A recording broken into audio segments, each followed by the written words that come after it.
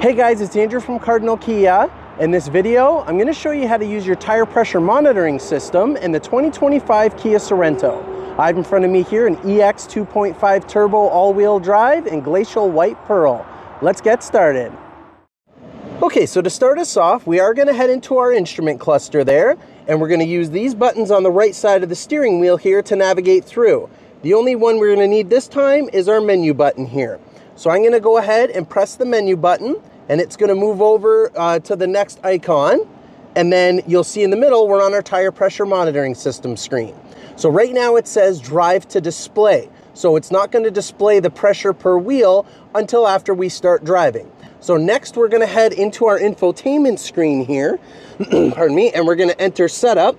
We can either press setup down here on the right side of the control center when infotainment controls are showing, or we can swipe the home screen to the left and enter setup on the right there. Then we're going to go into general.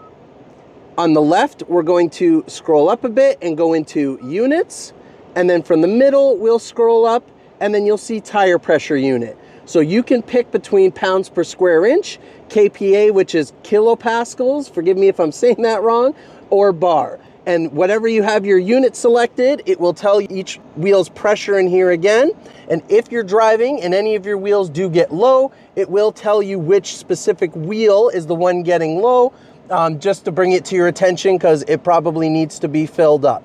And as soon as you fill it up and start driving, after a few minutes, it's going to reset itself. If for any reason it doesn't reset itself, after a bit, you might just have to go check with your service department for them to reset it. And that's how you do it. Thanks for watching, guys.